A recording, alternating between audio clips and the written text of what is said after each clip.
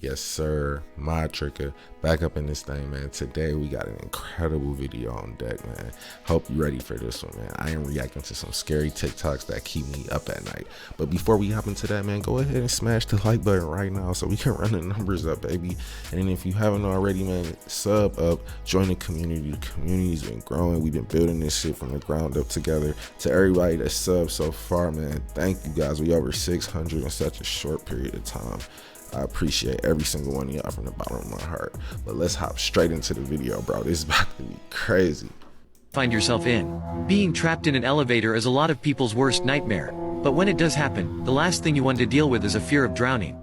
These young people found out firsthand what this nightmare is like. It's just crazy because you only see this in a movie. You don't see someone trapped in an elevator every day with water filling up. During a massive storm in Nebraska, this group went down to check out the flooding.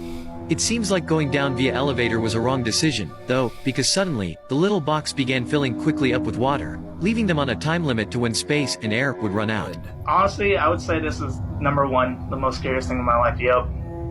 Hands down. What happened to these 9 experienced hikers? In February of 1959, a group of 9 experienced hikers set out on a trek through the Ural Mountains. They were led by a man named Igor Dyatlov, and their goal was to reach the peak of the mountain, known as Otorden. But something went horribly wrong. When the hikers failed to return as planned, a search and rescue team was sent out to find them. But what they discovered was a scene straight out of a nightmare.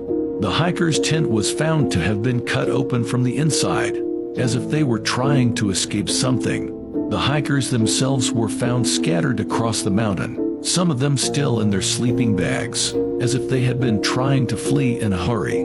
The hikers' bodies showed signs of extreme trauma, with some of them having broken bones and missing eyes. But the most bizarre thing was that their clothing contained high levels of radiation. It was reported that the hikers encountered an avalanche, and the missing body parts were the work of animals.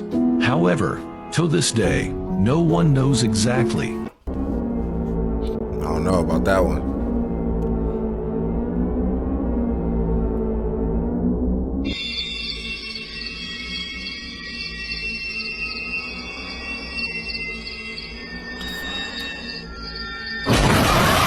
This scary story will leave you chilled to the bone. It's no secret that the ocean is full of mysteries, including ghost ships. I couldn't remember exactly how the story went, and I couldn't find it anywhere on the internet, so I'm gonna tell it as best as I can remember it. There was a ship that set sail in the 1940s. It had a small crew of about 20 men. Not long after it set sail, it lost its signal, and the ship was never seen again. Everybody just chalked it up to the fact that they were probably hit with a missile, and that was that. Decades go by, and it's now the 1980s. It's just a normal day when suddenly an SOS call comes in, and it's from the ship that vanished 40 years ago. There's a man coming through saying, "Mayday, mayday, we're being targeted. This is our location, and we need immediate assistance."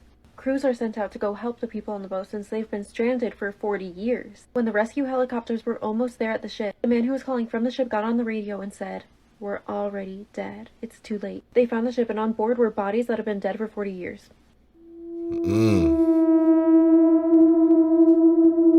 What's wrong?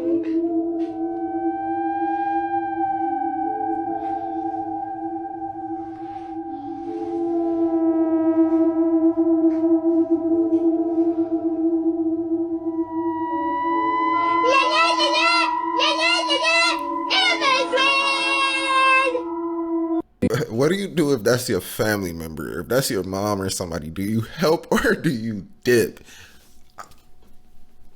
out of there? Tokers who became murderers, PT.1.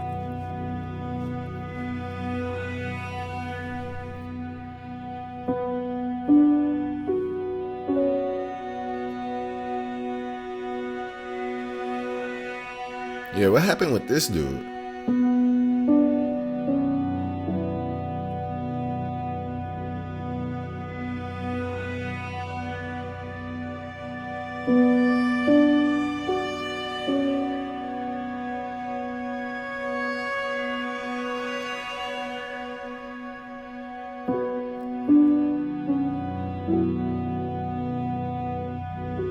Right, Baron.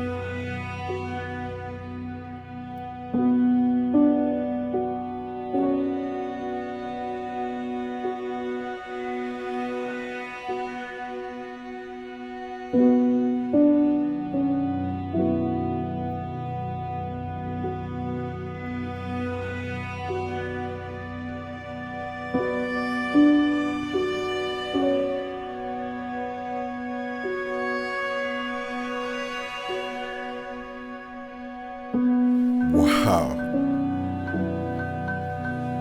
Man, it's never worth it. Learn how to take an L, fellas.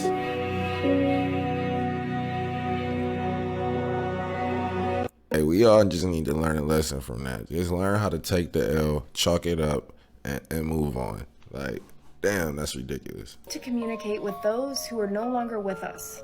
This is the controversial Ed and Lorraine Warren.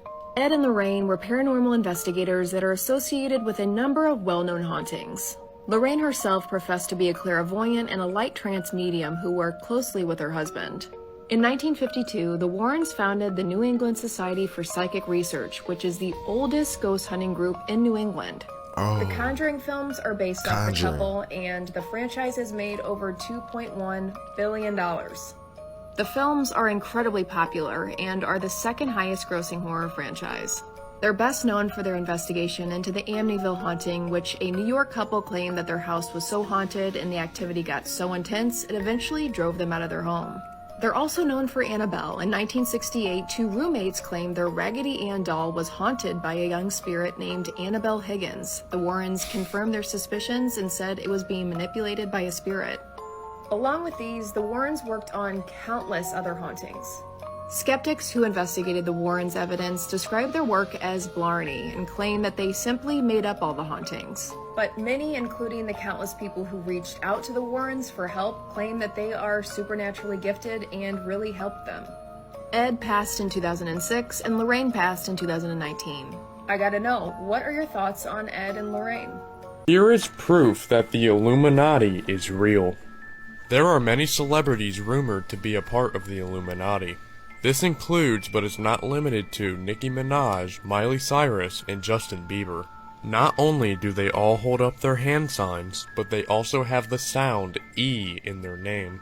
This in itself is a clue, as the name Illuminati broken down is Illuma, not E.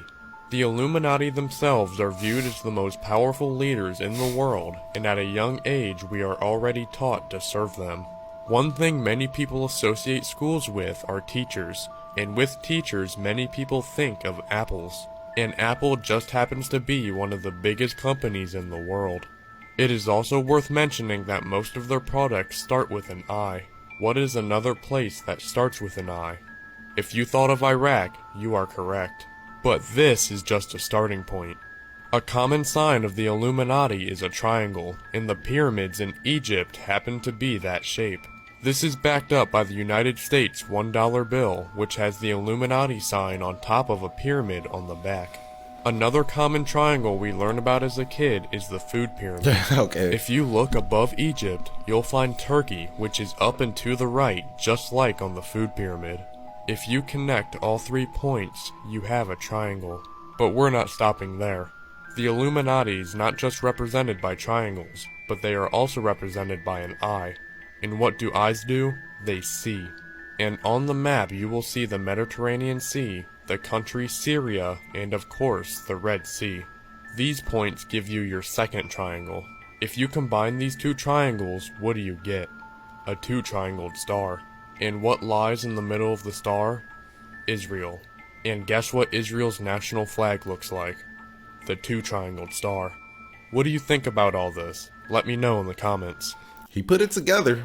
Hey, look, a pizza. You gotta let him into your house now.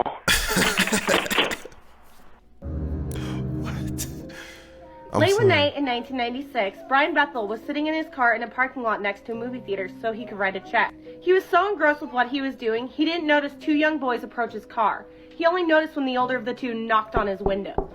Once he rolled down his window to see what the boys wanted, he was instantly filled with a horrible feeling of fear. The boys told him that they had forgotten their money to see a movie at home and asked him if he could give them a ride. They assured him it wouldn't take long, they were just children, and they didn't have a gun. These assurances made Brian feel a little uneasy. He also realized that the last showing of the movie they wanted to see would be over by the time they got back from anywhere. Once he broke eye contact with the boys, his feeling of fear became worse, and it wasn't until then that he noticed that their eyes were completely blacked out. The older boys started getting increasingly mad and frustrated that Brian was creating excuses to not give them a ride, and he told Brian that they could not get into the car with him unless he invited them in. At this point, Brian was so freaked out that he sped out of the parking lot away from the boys. This is just one encounter of many documented.